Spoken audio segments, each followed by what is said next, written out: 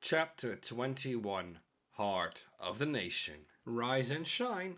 The more things change, the more they stay the same. Xaden wakes Jelani around 8 o'clock in the morning.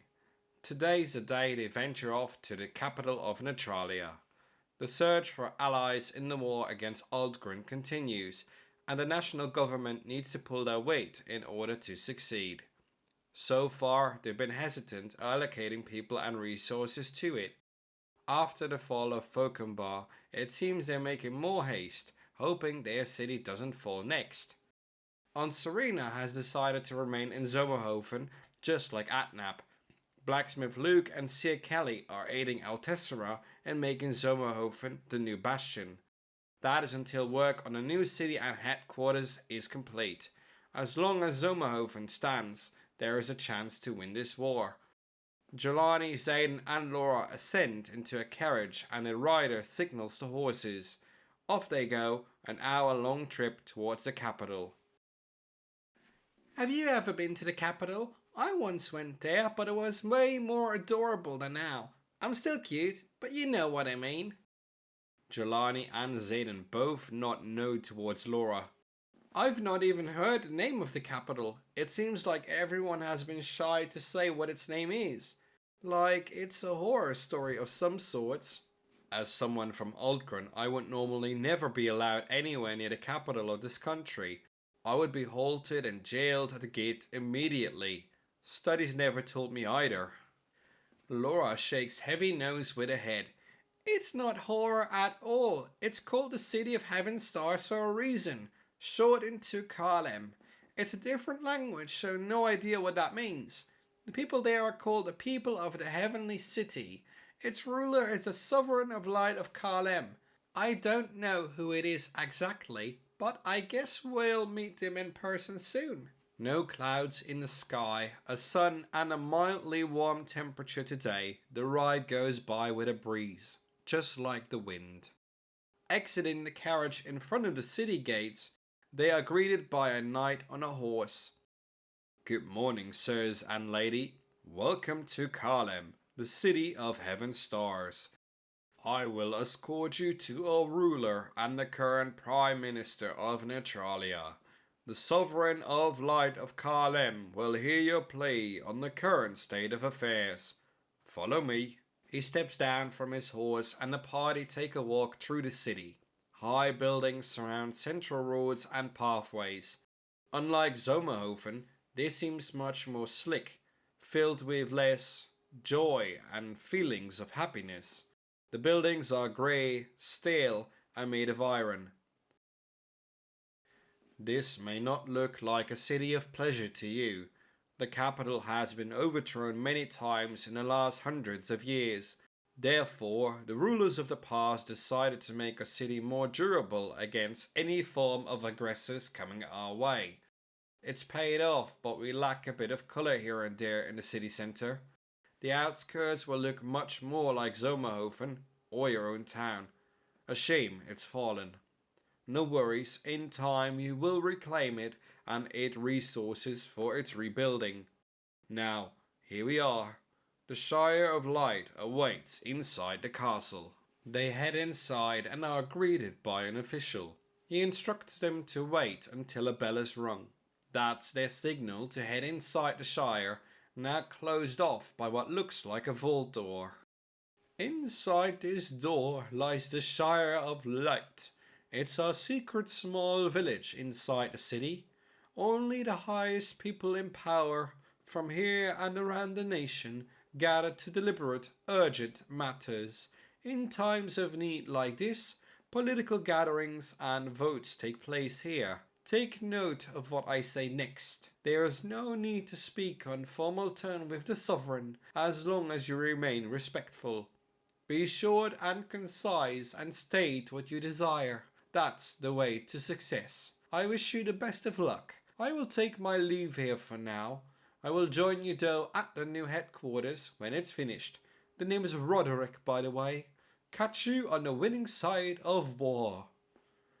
The official then takes the party to a side room and waits with them for a couple of minutes. They then hear the bell. Thank you for your patience. To ensure maximum security, only hand-picked officials by the Sovereign are able to open the doors to the Shire. It's time you head to your audience with them. May the guidance of light be with you. Praise be to heaven and stars. The party walks back from the side room and the Shire door has been opened. A new official instructs them to enter and a door is immediately locked behind him.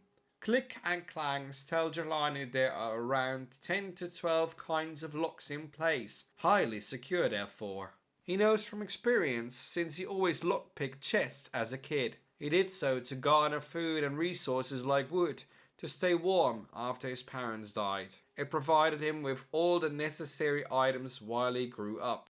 Aunt Serena once busted him, but let it slide since she took care of him as well.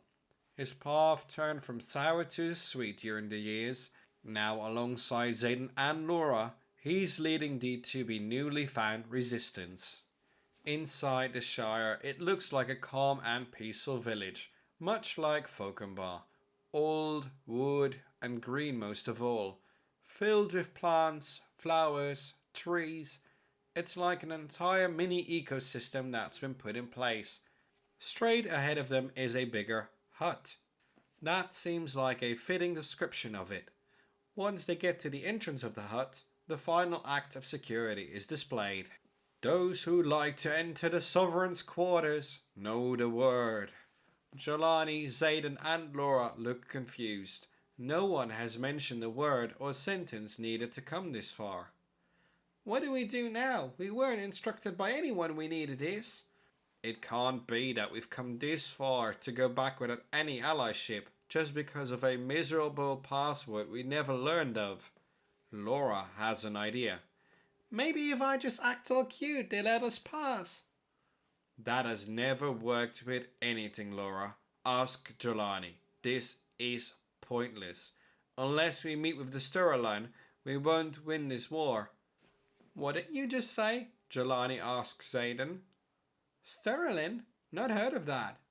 I managed to catch it from one of the officials earlier on. It's like an additional title to the Sovereign of Light, used as last name for the ruler. It's Kilira Sterling. Let's try that. They walk up to the official and say together, Sterling. The official confirms. That is correct. You may enter the Sovereign's quarters. We will monitor every step you put inside, every breath, every word. All is monitored to keep the Sovereign safe from intruders. He then moves away from the door. It's opened up from the inside. A bright light appears, so bright that you cannot see the inside of the hut. A distorted call outwards is made to the party. Bringers of peaceful light, I, Caelhem, Sovereign of Light of Caelhem, Prime Minister of Netralia, have awaited you. Enter my premises after I finish speaking. Once inside, state the nature of your business so I can convene quickly. No time for small talk, but no time for high formality either. Let's bring people together and peace back to these lands. The trio walks up and into the bright light. All appears white, like nothing else is around them. Welcome to the waiting hall. The Sovereign is almost ready to see you. Make yourself at ease as you wait. A comfortable couch with a side table appears. On it is a tea set with self-pouring hot tea and cups, with a glass of water next to it. They sit down and wait like instructed. The moment of truth is near. Does the Sovereign and the national government vote in favour of or against the war against Altgrön? Will the Sovereign provide more information about the creation of a new headquarters? Can the trio convince the Sovereign and leadership that they are the destined leaders of the new resistance force? That concludes chapter 21. The next chapter of the Amethyst Adventures will soon be available on AmethystADV.com, Spotify and YouTube. We'll see you back in the next chapter of the Amethyst Adventures.